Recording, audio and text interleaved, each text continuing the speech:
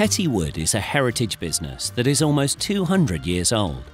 Founded in 1816 by Mr. Petty and Mr. Wood, it specialised in importing fine and exotic foods from faraway lands.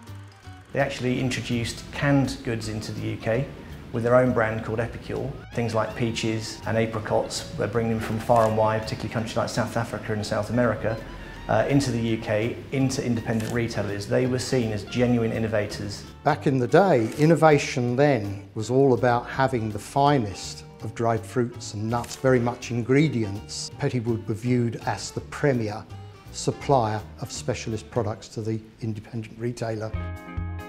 Having built up a portfolio of premium brands such as Baxter's, Canderel, Weight Watchers and Walker's Shortbread, the company moved out of London to Andover in Hampshire in the 1970s, when the UK saw a dramatic change in the retail environment.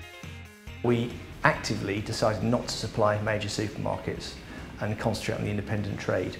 And I think actually that was the wrong decision. The major supermarkets now are probably up to 80+% of the total UK retail market. We became very logistics motivated and probably became less of a specialist in terms of the food itself. Therefore, if we're going to grow in the future, we've got to look at new markets and new ways of innovating.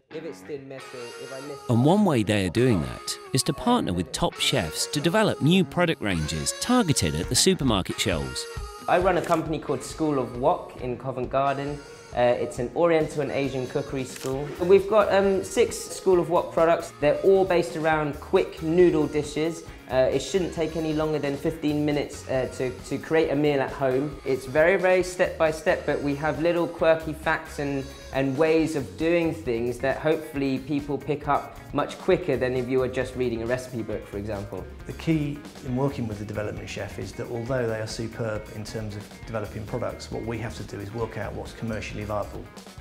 So for me, because we've had quite a few different versions and goes at this, I still think that's just a little bit too sweet. Yeah, I kind of agree actually. But I think most importantly, we've got to now convert that into, in a factory scenario, ensuring they can convert that into a commercial proposition that a consumer can do. I kind of imagine a massive wok. Petty Wood also presents an attractive proposition to successful overseas brands looking to break into the UK market. There are over 200 different kinds of authentic Chinese sauces that we are producing and selling. So we need somebody local who really knows the market. And actually, from the very beginning, Petty Wood and Telegraph will sit down together to find the right range that can fit in best with the UK market. Petty Wood has made even more progress by helping the Telegraph brand to list it into the Tesco supermarket chains, which is very important for us. Petty Wood ticked all the boxes: premium, good quality, well-trained staff, and a very good reputation and distribution base.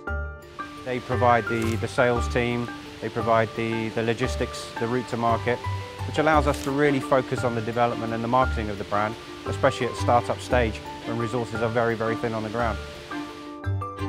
When it comes to competing at the top level with so many brands in the portfolio, it's no longer good enough to be a jack of all trades.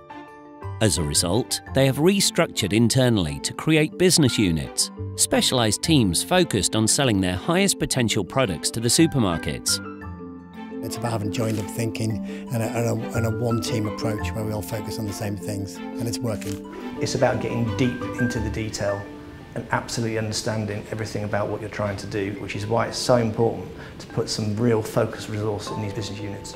Those traditional silos ways of working have been eliminated because we are just one team with one end goal. Social activities are another key part of Petty Wood's new drive for better communication and teamwork, as well as providing an opportunity for staff to see what's happening in other parts of the business.